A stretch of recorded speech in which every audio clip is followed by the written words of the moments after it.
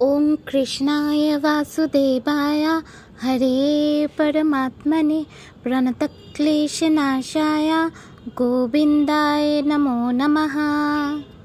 কেমন আছো বন্ধুরা? নিশ্চয়ই সবাই ভালো আছো, সুস্থ আছো। সময়ের অভাবে ভিডিওটা আর এডিট করে উঠতে পারিনি। এইটা হচ্ছে আমার ঘরের জন্মাষ্টমীর দিনের ভিডিও, তা তোমাদের সাথে একটুখানি শেয়ার করলাম। দেখে তো বুঝেই গেছো গোপুসোর জন্য আসন গোছানো হয়ে গেছে, পুজোর জোগাড় জাতীয় শুরু হয়ে গেছে। এই যে ওখানে ফল মিষ্টি, তারপর হচ্ছে ফুল সবই রাখা রয়েছে। এই যে দেখো, কে কে এইভাবে পদ্ম ফুল ফোটাতে পারো? যদি পদ্ম ফুল ফোটাতে পারো তাহলে আমাকে জানিও, আর যদি না পারো তাহলে এই যে আমার কাছে শিখে নিও। এই যে দেখো, আমি পুরো ঠাকুরের জায়গা আসন পুরো রেডি করে ফেলেছি।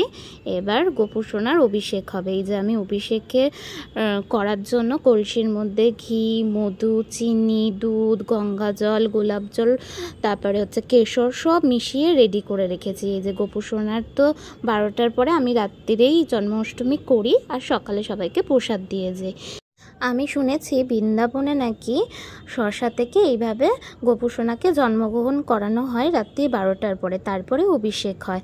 আমি সেইভাবেই মানি। আর আমার যে ওই যে আগে যে গোপুসোনাকে দেখলে এই গোপুসোনা নয়, এই যে এর আগে যে বড় গোপুসোনাকে দেখলে সেই গোপুসোনা কিন্তু বৃন্দাবন থেকেই আমার ঘরে এসছে। তো সেই জন্য আমি ওকে বৃন্দাবনের নিয়মে যতটুকু পারি আমি করার চেষ্টা করি। এই যে চন্দন দিয়ে ওকে স্নান করানো হবে, চন্দন মাখিয়ে দিয়েছি। তারপরে হচ্ছে এই যে ফুল দিয়ে ওকে অভিষেক করছি। এবার ফুলের পরে আমি যে ঘটিতে গোপুসোনার জন্য অভিষেকের জল তৈরি করে রেখেছিলাম সেটা আমি জল সংকোতে ঢেলে ওদেরকে অভিষেক করাবো। এই যে দেখো, আমি একে একে দুজনকেই আমি অভিষেক করিয়ে নেব। তারপরে ওদেরকে গা মুছিয়ে নতুন বস্ত্র ধারণ করাবো। এই যে তোমরা এবার দেখতে থাকো গোপুসোনার অভিষেক। আর যদি তোমাদের দেখে ভালো লাগে তাহলে আমাকে কমেন্ট করে জানিও।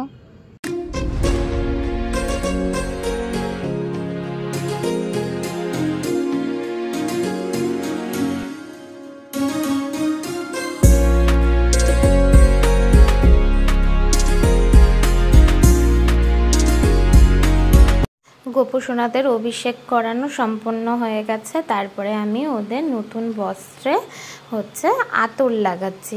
আতর যে কোনো সুগন্ধি, মানে আতর জাতীয় সুগন্ধি ভগবানের কিন্তু খুব পছন্দ।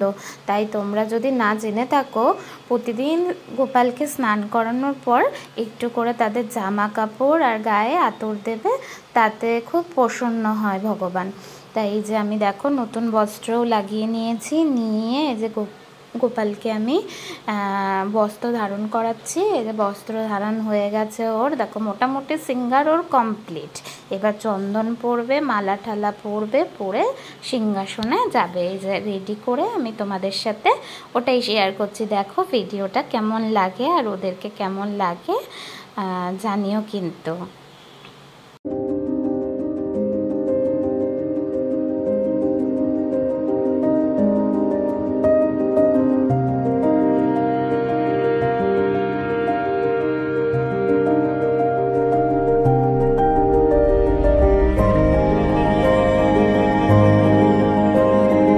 চলো তোমাদের সাথে শেয়ার করি যে গোপালকে কি কি ভোগ দিয়েছিলাম। এই যে দেখো, মতিচুরের লাড্ডু, কাঁচাগোল্লা, ড্রাই ফ্রুট, তারপরে খেজুর, 3 রকমের নাড়ু, লাড্ডু, আমৃতি, তারপরে হচ্ছে কালাকাঁদ, কাজু কাটলি, ফল তো ছিলই। আর সব দিয়ে আমি কিন্তু ব্রহ্ম মুহূর্তে পুজো করার চেষ্টা করি সব সময়।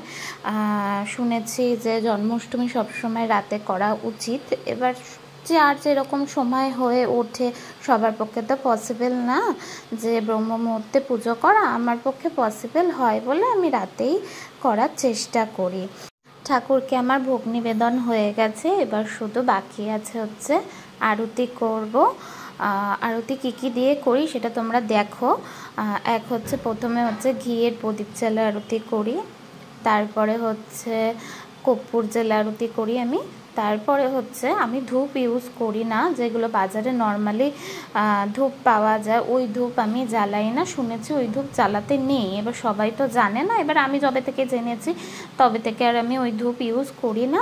আমি ওই লোহবান আছে যেগুলো, মানে ধুনো ধূপকাঠি যেগুলোকে বলে, সেইগুলোতে মানে কাঠি যেগুলোতে থাকে না সেইগুলো, ওই ধূপকাঠি দিয়েই আমি আরতি করি।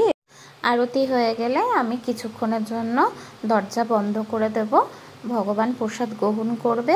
তারপরে প্রসাদ গ্রহণ হয়ে গেলে, যেহেতু আমি উপোস করেছিলাম সেহেতু আমি কিছু মুখে প্রসাদ দিয়ে জল খাবো। আমার পুজো সম্পন্ন করতে করতে ভোরের আলো ফুটে গেছে, আমি একটুখানি রেস্ট নেব, নিয়ে প্রসাদগুলো আমি সবাইকে দিয়ে দেবো। তাহলে আজকের মতো টাটা। নেক্সট ভিডিওর জন্য তোমরা সবাই ওয়েট করো, আমি লাস্টে কিছু ফটো ক্লিপ দিয়ে দেবো, দেখো আমার গোপুসোনাকে, আর তোমাদের কেমন লাগে সেটা জানিও। ভালো থেকো, টাটা।